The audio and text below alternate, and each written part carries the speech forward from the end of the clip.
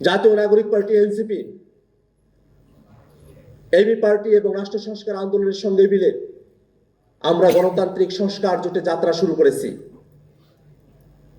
অনেকে নানা ধরনের কথা বলছেন, ভোটের হিসাব নিকাশ মেলাতে চাইছেন, কিন্তু গণতান্ত্রিক সংস্কার জোট মনে করে শুধু ভোটের হিসাব নিকাশের ভিত্তিতে বাংলাদেশের রাজনীতির গতিপথ নির্ধারণ করা সম্ভব নয়। একটা সঠিক রাজনীতি কারা বাংলাদেশকে উপহার দিতে পারলো, তার উপরে সামনের নির্বাচনে বাংলাদেশের জনগণ তাদের সিদ্ধান্ত গ্রহণ করবে।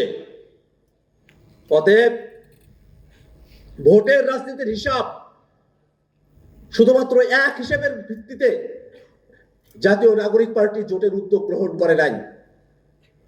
আপনারা যদি বাংলাদেশের বিভিন্ন প্রান্তে যান, মানুষেরা এখনো ঠিক করে নাই তারা কোন দলকে ভোট দেবে। পুরনো দলগুলোর যারা সমর্থকরা আছেন তারা তাদের দলগুলোতে ভোট দিবেন, সে ব্যাপারে তাদের এক ধরনের চিন্তা চেতনা দীর্ঘ সময় ধরে তারা লালন করে এসেছেন।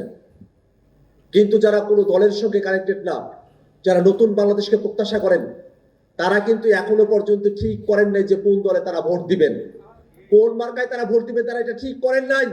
তারা অপেক্ষা করছেন এই বাংলাদেশকে কারা নতুন রাজনীতি উপহার দিতে পারবে, বাংলাদেশের জনগণ তাদেরকেই ভোট দেবে।